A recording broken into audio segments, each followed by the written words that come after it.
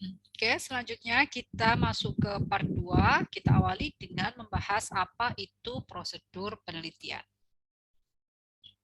Berdasarkan definisi penelitian pada slide pada pertemuan sebelumnya, part 1, dapat disimpulkan ya bahwa penelitian dilakukan menggunakan suatu metode yang mencakup prosedur atau teknik spesifik yang digunakan untuk mengidentifikasi, memilih, memproses, dan menganalisis informasi terkait suatu topik. Nantinya dalam suatu laporan penelitian, pembaca dapat mengevaluasi secara kritis validitas dan kelayakan suatu penelitian dengan menelaah metode yang digunakan. Sekarang ya, Uma sekarang memberikan definisi tentang prosedur penelitian atau scientific process.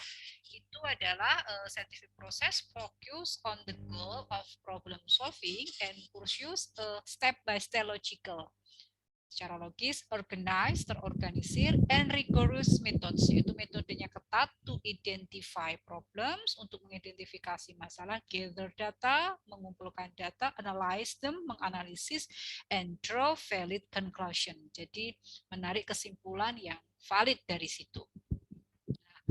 Prosedur ilmiah ini merupakan serangkaian kegiatan yang akan nanti dijabarkan ya sebagai berikut. Jadi ini tahapan prosedur penelitian, oke, yang akan dijabarkan. Jadi proses merencanakan dan melaksanakan preset itu melibatkan metode ilmiah tadi yang untuk menjawab pertanyaan yang spesifik. Dan selama proses ini peneliti beranjak dari ide yang secara umum, kemudian menuju pengumpulan data dan interpretasi hasilnya. Dan dalam perjalanannya, peneliti nanti akan perlu mengambil berbagai keputusan terkait strategi ataupun proses yang akan dipilih. Nah, dan yang perlu diingat bahwa keputusan nanti dia mau memilih prosedur yang mana itu tidak mutlak benar atau salah. Masing-masing memiliki konsekuensinya. Nah, dalam subbab ini kita akan dalam pembahasan ini kita akan meringkaskan tahapan riset ya yang ditujukan dalam gambar. Kita mulai pertama dari identifikasi masalah.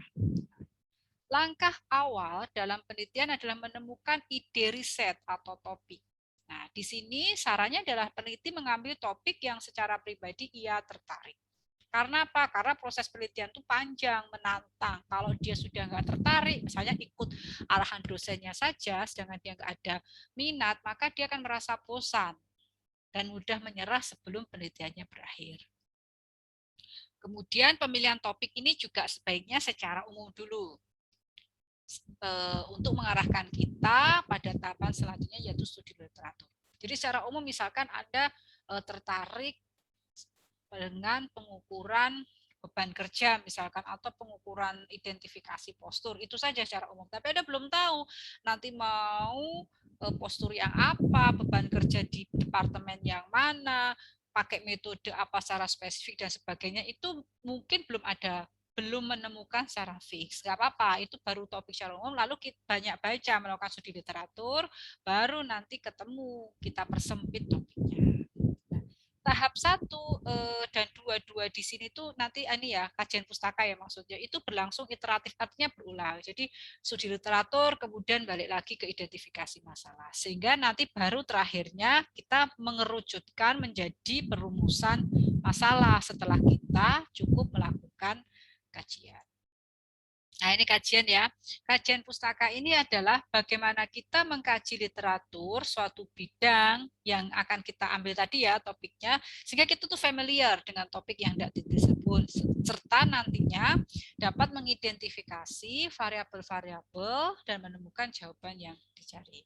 Nah, permasalahan literatur itu banyak sekali, melimpah ruah, dan kadang membuat peneliti kewalahan, sehingga peneliti perlu membatasi diri, tidak harus mempelajari keseluruhan. Ada batasi, misalkan mulai tahun berapa, kemudian pilih dari jurnal-jurnal yang well recognized, yang cukup bagus, tidak sembarangan, dan sebagainya. Kemudian Anda tidak mengambil cukup mengambil misalkan dari jurnal saja, tidak perlu dari yang tidak dipublikasikan dan sebagainya. Nah, untuk metode mencari dan memilih literatur nanti akan dibahas lebih detail di pertemuan selanjutnya ya. Nah, kenapa perlu melakukan kajian pustaka? Karena kalau Anda tepat melakukannya, nanti Anda dapat mengembangkan koherensi atau keterkaitan ya antara hasil penelitian dengan hasil peneliti lain yang meneliti topik yang sama. Bukan hasil sih sebenarnya, ini antara rencana penelitian Anda dengan hasil peneliti lain. Jadi kira-kira posisi penelitian Anda itu nanti ada di mana. Oke, nanti akan dibahas ya, nanti akan dibahas di pertemuan yang selanjutnya. Kita skip aja dulu. Yang ketiga itu tadi merumuskan masalah. Jadi dari pertama kan tadi mengidentifikasi itu kira-kira masalahnya apa, kemudian selanjutnya kita lakukan kajian pustaka, kemudian itu iterasi ya, bisa bolak-balik proses 1-2, lalu selanjutnya ke perumusan masalah. Nah, perumusan masalah ini yang jelas dan baik itu mampu menunjukkan mengapa permasalahan tersebut diteliti, apa yang hendak dicapai melalui penelitian, dan digunakan nanti untuk memilih metodologi penelitian yang tepat. Nah, ya, jadi setelah menemukan latar belakang dan pentingnya permasalahan diteliti, langkah selanjutnya mengerucutkan topik yang umum tadi menjadi suatu pertanyaan yang spesifik. Jadi awalnya umum, kemudian Anda kerucutkan ya, menjadi suatu pertanyaan yang spesifik. Nah, bagaimana menyusun ini ya? Itu biasanya ini ada di, bukan biasanya, memang ada di bab 1 kalau dari proposal penelitian atau dari laporan tugas akhir, ada di bab 1 ya, setelah diuraikan latar belakang dan sebagainya, mengapa penting, kemudian penelitian telah dilakukan sebelumnya seperti apa dan sebagainya, Anda mau mengisi kekurangan penelitian terdahulu sebagaimana, selanjutnya nanti Anda akan ketemu merumuskan itu menjadi suatu pertanyaan yang spesifik. Nah, selanjutnya dirancang studi ya. Kita merancang studi mau dibuat seperti apa sih, mau dilaksanakan dengan cara yang bagaimana. Dan ini sangat krusial agar peneliti dapat menggunakan metode, dapat mendapatkan hasil yang valid. Beberapa kali saya menjumpai mahasiswa itu salah di sini. Jadi kalau saya mau jujur, banyak sekali yang penelitiannya tidak valid. Ya, karena metodenya kurang tepat atau terkadang dipaksakan seperti itu. Nah, rancangan penelitian nanti mencakup ya hal-hal ya tergantung. Jadi gini, ketika Anda merancang studi ya atau studi desain ini, nanti tergantung ini juga tujuan penelitiannya apa. Apakah eksploratif, deskriptif, explanatory, kemudian mau dilakukan di mana lokasi penelitiannya, di lapangan, laboratorium.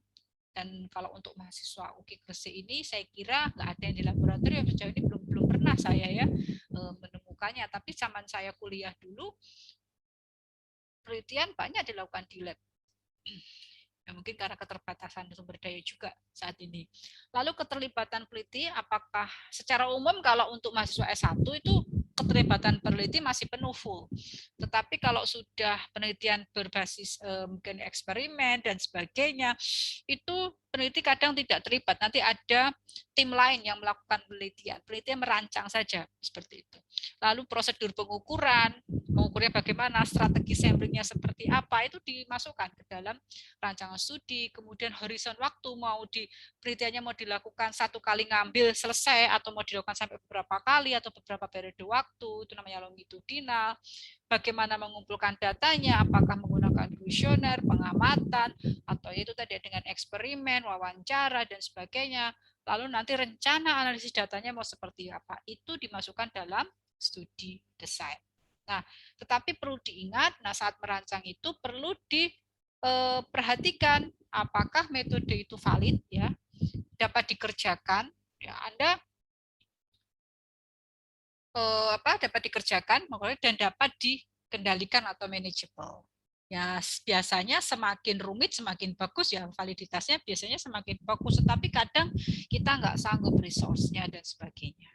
Seperti itu. Jadi ada trade off yang perlu dibayar. Ini nanti kalau Anda meneliti, diskusikan dengan pembimbing Anda atau boleh bertanya kepada saya, misalkan kalau misalnya pembimbingnya mentok atau kurang menemukan ide atau bagaimana, Anda boleh bertanya pada saya meskipun tidak dibimbing oleh saya.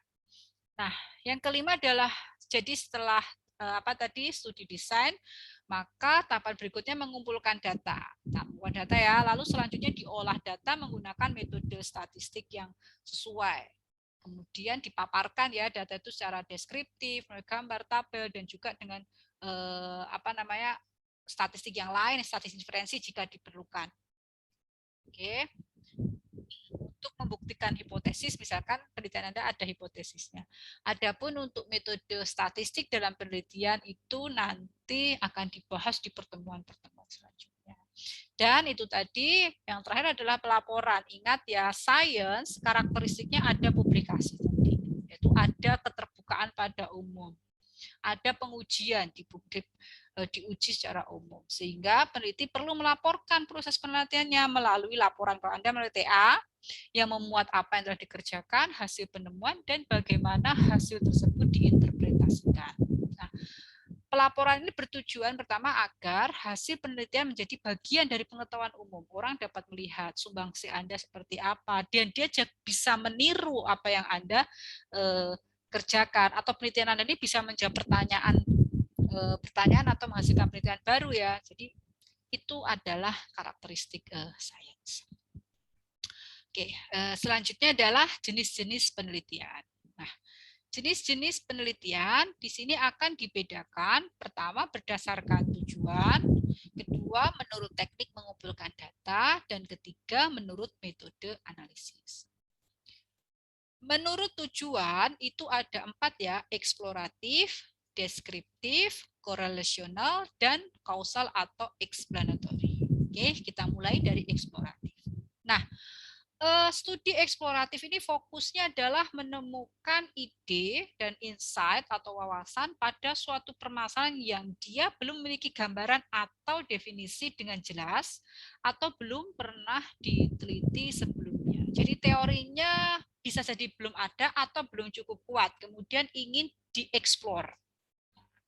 Nanti luaran penelitian ini dapat digunakan untuk mengembangkan teori, ya mungkin teorinya juga masih harus diuji lagi ya, sifatnya tentatif, digunakan juga untuk menyusun hipotesis dan menentukan teknik atau dan arah yang akan digunakan dalam penelitian berikutnya.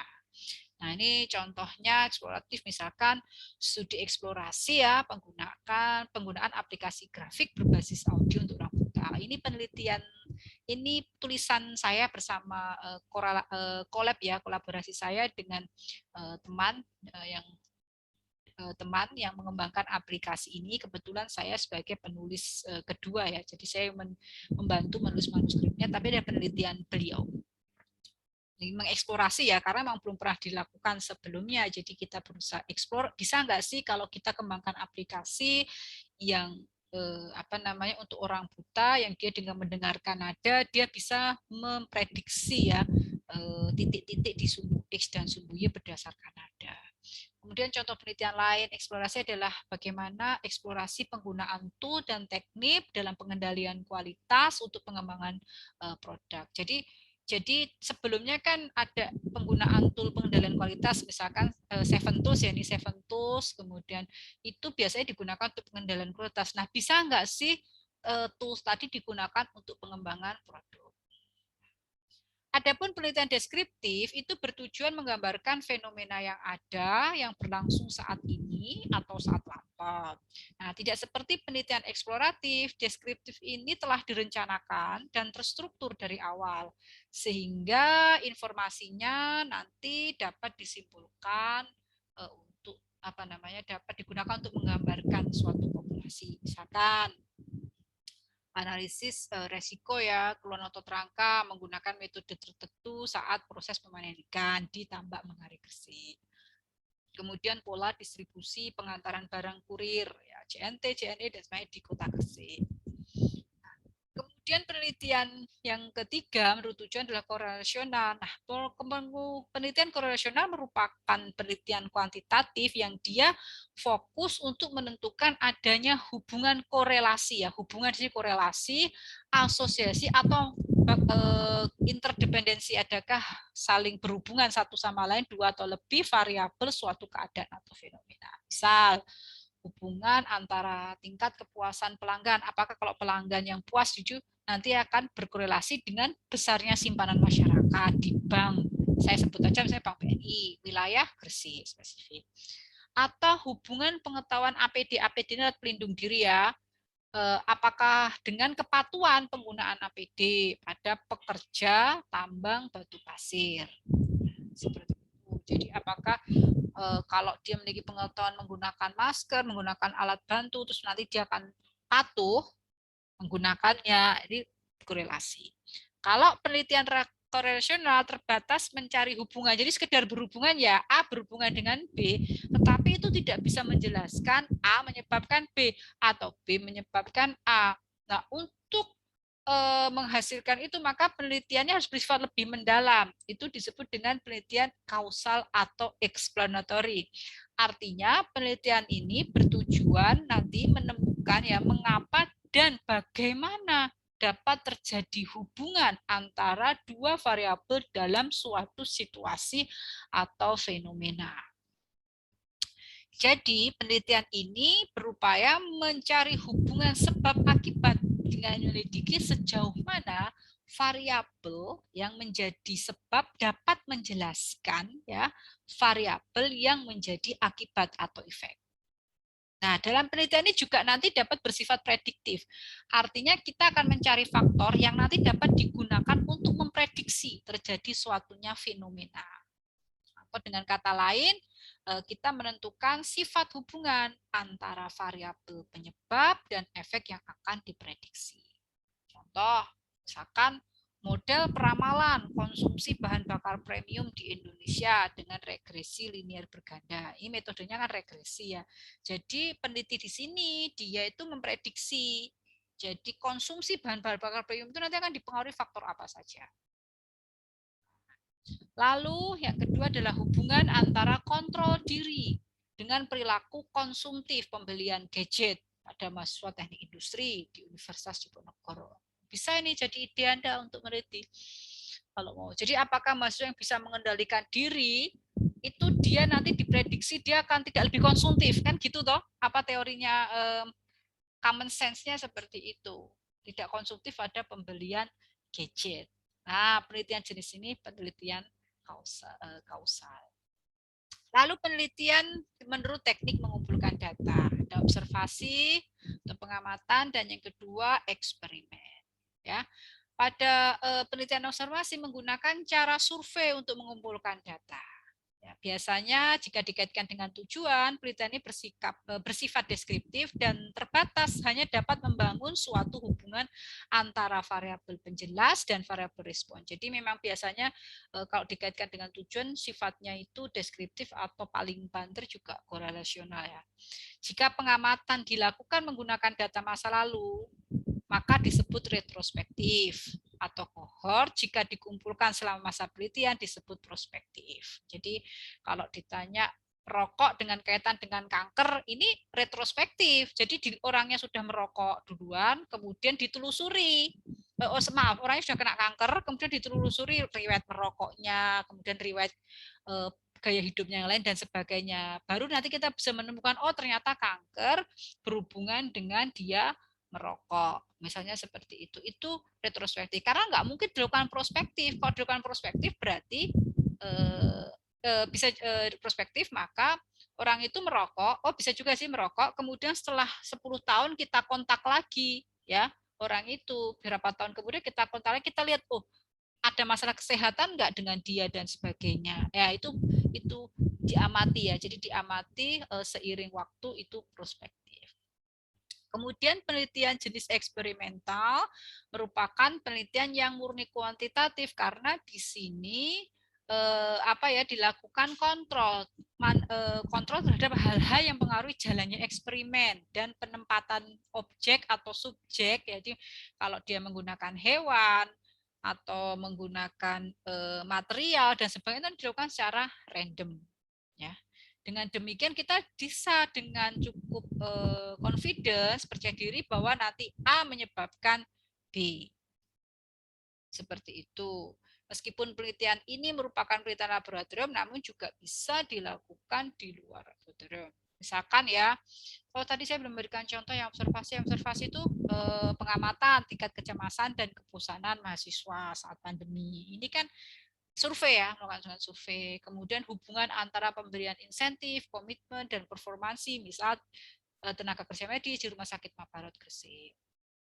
Adapun eksperimen, contohnya misalkan pengaruh tambahan zat aditif dan kenaikan temperatur proses pada kekuatan akhir produk. Di sini kan kita kontrol zat aditifnya berapa, produknya juga kita pilih spek tertentu, kemudian mungkin dari supplier tertentu, kekuatan akhir produk maaf ya, produk yang dihasilkan produknya juga sudah kendalikan ya, faktor-faktor yang bisa mempengaruhi kita kendalikan dan sebagainya, supaya nanti kita benar mengatakan kekuatan akhir produk itu benar nanti disebabkan oleh tambahan zat aditif dan adanya kenaikan temperatur proses.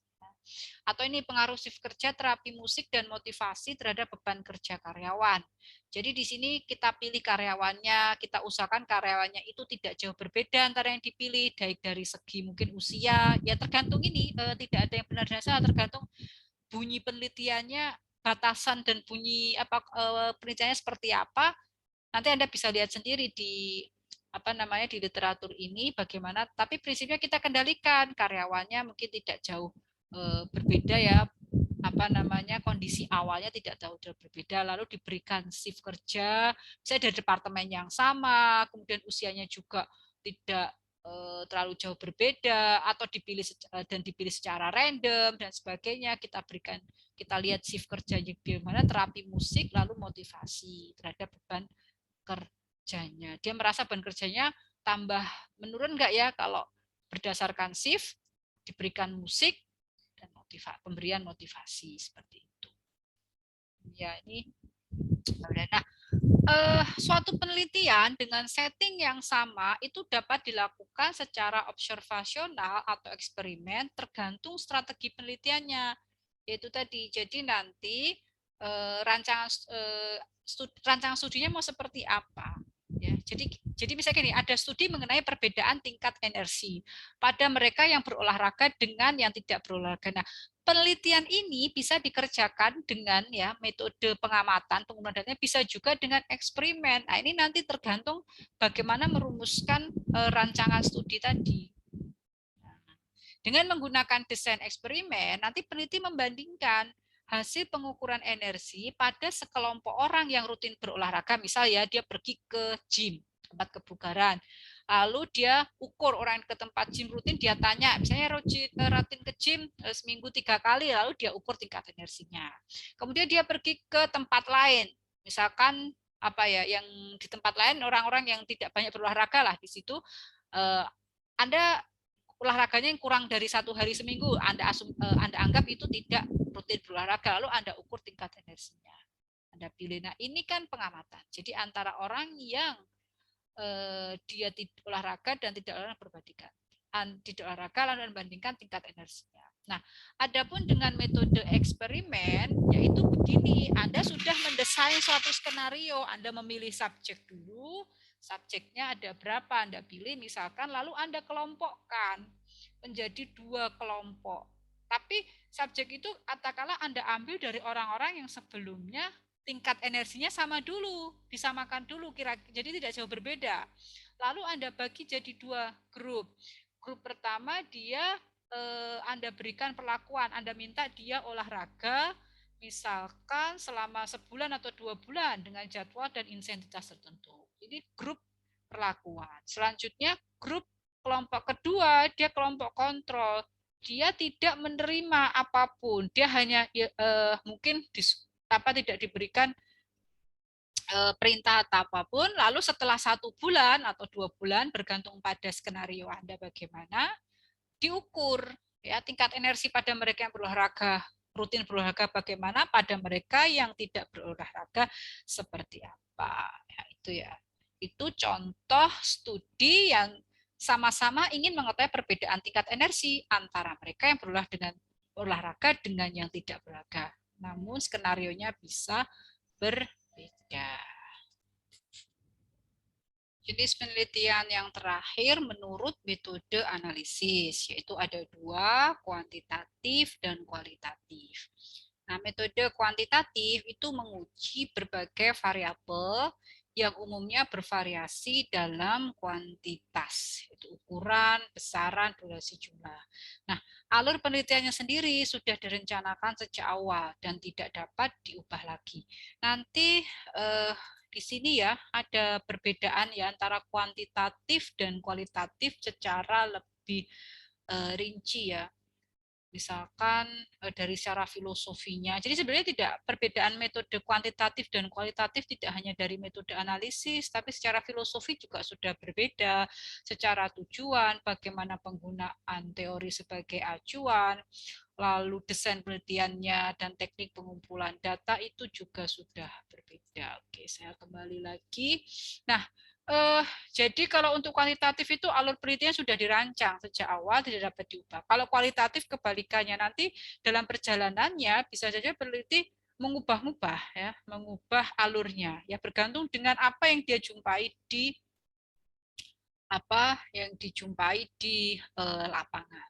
Nah, untuk kuantitatif ini misalkan hubungan antara pemberian insentif, masih sama ya dengan contoh yang tadi ya, Rumah Sakit Mapel Gresik, kemudian optimasi jumlah stasiun kerja berdasarkan metode rank position weighted method dan sebagainya.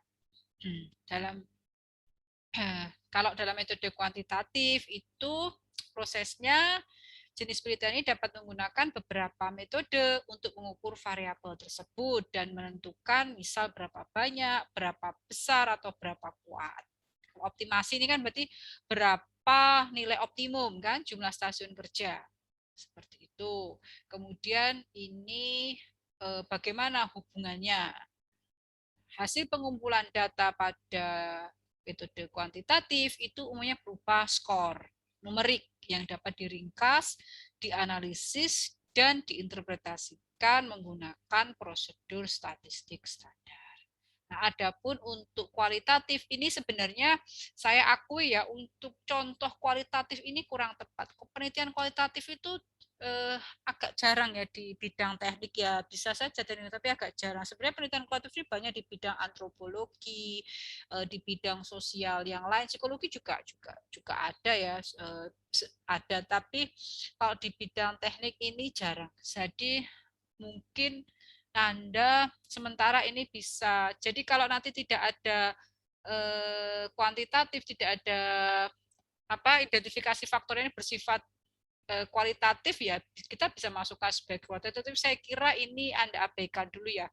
Nanti mungkin untuk pertemuan untuk versi diktatnya atau di pertemuan yang mendatang saya akan berikan contoh yang lebih tepat. Ini saya kok kayak sepertinya kurang tepat ya. Karena kalau untuk metode kuantitatif dan kualitatif itu perbedaan utamanya salah satunya nanti tipe data yang dihasilkan. Jadi kalau kualitatif itu hasilnya bukan pemaparan. Saya khawatirnya kalau menggunakan contoh ini identifikasi faktor-faktor ini nanti keluarnya bisa skor numerik faktor ini sekian persen dan sebagainya nanti jatuhnya ke kuantitatif.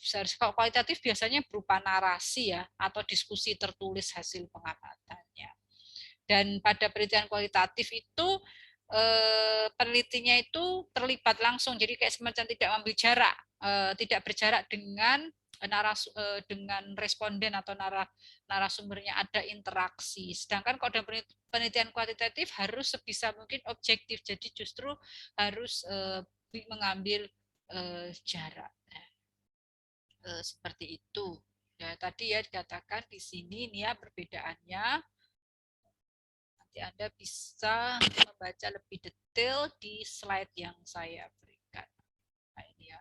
Termasuk instrumen penelitian yang digunakan kalau pada kuantitatif berbeda dengan kualitatif. Pengujian datanya tadi ya ada statistik, ada grafik, ada gambar, ada metode statistik tertentu, uji-uji tertentu misalkan. Sedang pada kualitatif biasanya narasi ya cerita lah seperti itu. Ukuran sampelnya juga kalau di kuantitatif umumnya makin besar makin bagus ya dan ada cara menghitungnya menentukan.